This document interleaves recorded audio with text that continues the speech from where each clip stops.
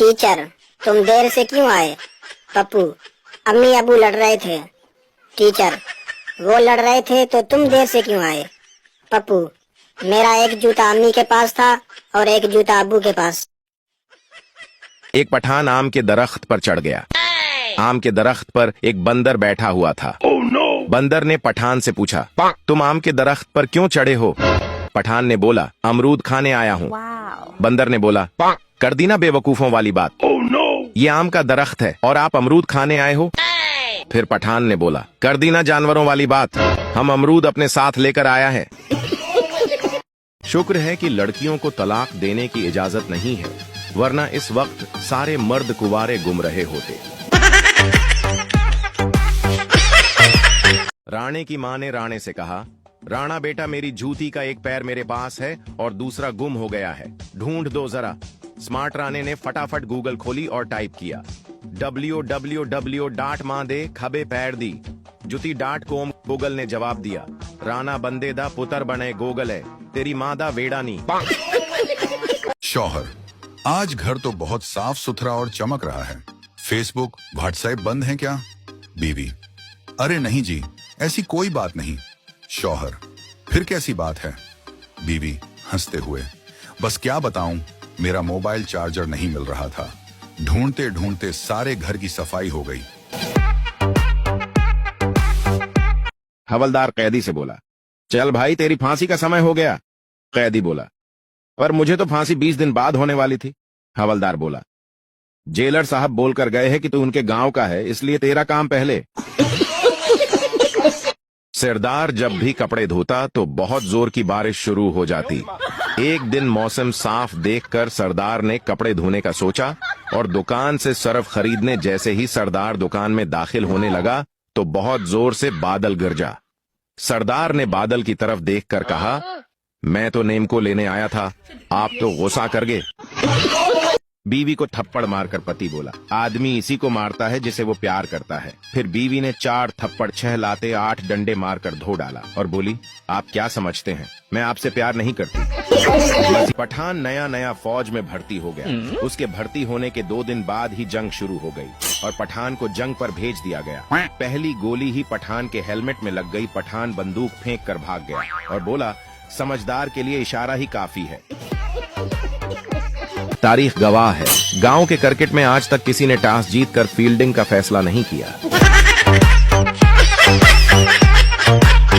हे अल्लाह, 4 बीवियां, 20 बच्चे, 500 अरब नकद, 10 गाड़ियां, सुकून भरी जिंदगी, शहादत की मौत और जन्नतुल फिरदौस में ऊंचा मकाम और 92 हूरें अता फरमा।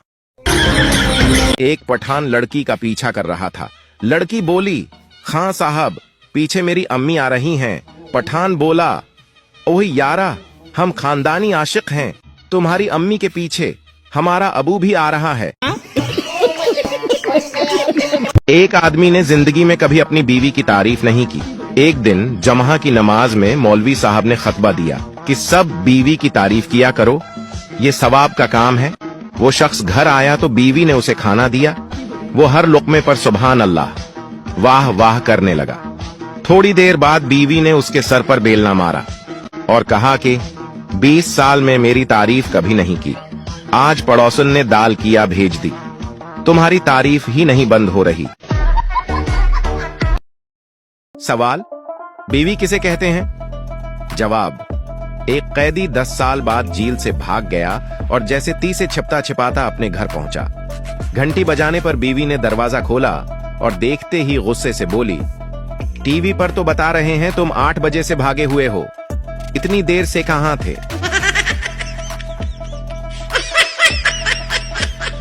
डॉक्टर ने मेरा हाथ पकड़कर कहा, बिरयानी छोड़ दे, शवारमा छोड़ दे, बर्गर छोड़ दे, और आंखें खोल कर कहता है व्हाट्सएप छोड़ दे, फेसबुक छोड़ दे, टिकटॉक छोड़ दे। मैंने डॉक्टर से कहा, तू बंदा बांध के मेरा हाथ छोड़ दे। एक पठान के पास 10 मुर्गियां थीं। वो अंडे नहीं देती थीं, बस खाना खाती थीं। वो उन मुर्गियों की वजह से परेशान था। एक दिन पठान को गुस्सा आया तो ऊंची आवाज में बोला, मेरी बात गौर से सुन लो, अगर तुम सबने शाम तक 2 अंडे नहीं दिए तो मैं तुम सबको ज़ब्ह कर दूंगा। ये कहकर पठान वहां से चला गया। फिर शाम को वापस आया तो देखा सब मुर्गियों ने 2-2 अंडे दिए हुए थे, लेकिन एक मुर्गी ने सिर्फ 1 अंडा दिया था। ये देखकर पठान गुस्से में बोला, बाकी सब मुर्गियों ने 2-2 अंडे दिए हैं, तुमने 2 अंडे क्यों नहीं दिए? हल्की सी आवाज आई, खान साहब ये अंडा तो मैंने आपके डर से दिया है, वरना मैं तो मुर्गा हूँ। रात के 2 बजे चाची का मोबाइल बजा। चाचा चौंक कर उठा, देखा मोबाइल पर मैसेज था, ब्यूटीफुल। चाचा ने तुरंत चाची को उठाया और गुस्से से पूछा, ये क्या है? तुम्हें ब्यूटीफुल का मैसेज किसने भेजा है? चाची भी चकरा गई कि अब 50 की उम्र में उसे ब्यूटीफुल कौन कहेगा भला। जब उसने मोबाइल हाथ में लिया तो झल्ला कर चाचा को थप्पड़ जड़ दिया और बोली, चश्मा लगाकर मोबाइल उठाया करो, ब्यूटीफुल नहीं बैटरी फुल लिखा है। एक फकीर घर के पास आवाज लगा रहा था, कोई बाबे नो रोटी खुआ दो, बाबा चावल भी खा लेंदा है, बाबा आइसक्रीम भी खा लेंदा है, बाबा बर्गर भी खा लेंदा है। घर से आवाज आई, बाबा जुतियां भी खा लेंदा है, बाबा नहीं पुत्र सख्त गजा मना है।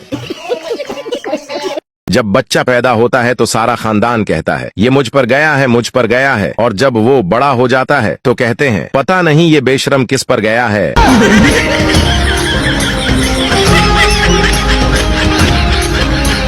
पठान बाबा जी से बोला, बाबा जी हम जो भी काम करता है हमारा बीवी सामने आ जाता है, इसका कोई हल बताइए, कुर्बान जाऊं बाबा जी के जवाब पर। बाबा जी बोले, बेटा ट्रक चलाकर देखो, अल्लाह खैर करेगा। एक लड़के ने मौलवी से पूछा, अगर जंगल में नमाज पढ़ते वक्त शेर आ जाए तो क्या नमाज जारी रख सकते हैं? मौलवी साहब ने जवाब दिया, अगर वुजू बाकी रहे तो रख सकते हैं।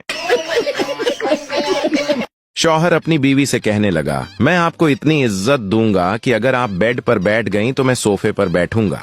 बीवी बोली, अच्छा अगर मैं सोफे पर बैठ गई तो?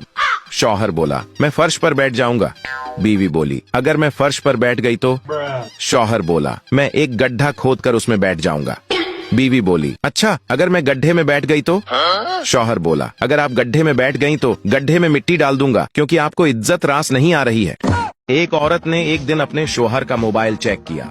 लड़कियों के नाम कुछ इस तरह से सीव किए हुए थे, आंखों का इलाज, बातों का इलाज, दिल का इलाज। बीवी ने निहायत गुस्से में अपना नंबर डायल किया तो सामने आया लाइलाज। पठान हवाई जहाज में बैठा था। पायलट ने ऐलान किया, हम 30,000 फुट की बुलंदी पर है। पठान परेशान होकर बोला, अल्लाह खैर करे, नीचे उतरने के लिए सीढ़ियां भी होंगी या छलांग लगानी पड़ेगी। एक पठान की बीवी कोमा में चली गई। पठान मुर्दा समझकर दफनाने जा रहा था, रास्ते में जनाजा खंबे से टकराने से बीवी को होश आ गया। 1 साल बाद बीवी फिर चल बसी। सब कलमा पढ़ते हुए जा रहे थे।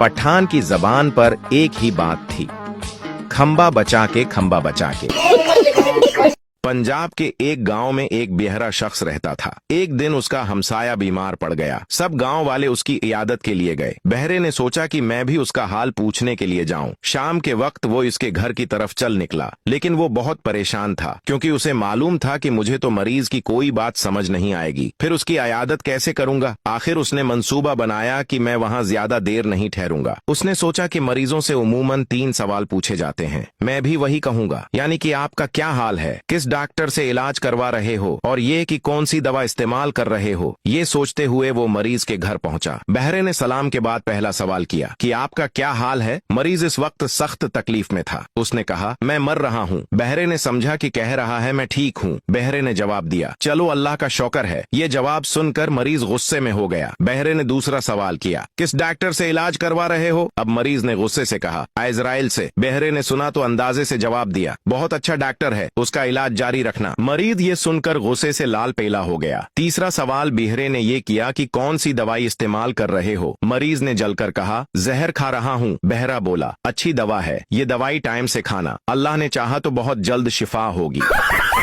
अस्पताल में सारे पागल रो रहे थे। एक पागल चुपचाप सोया था तो डॉक्टर ने पूछा, तुम क्यों शांति से सोए हो। तो पागल ने बोला, बेवकूफ, मैं मर चुका हूं, इसीलिए तो सब रो रहे हैं। बाप ने गुस्से से बेटे से कहा, तुमसे तो एक काम भी ठीक से नहीं होता। तुम्हें धनिया लेने भेजा था और तुम ये पुदीना ले आए। तुम्हें तो धनिया और पुदीना का फर्क भी नहीं पता, बेवकूफ। ऐसे जाहिल को घर में रखने से अच्छा है घर से निकाल दो। बेटा, तो फिर साथ ही चलें घर से बाहर। बाप हैरानी से, साथ क्यों बेटा? मुस्कुराते हुए, क्योंकि अम्मी कह रही हैं कि ये मेथी है।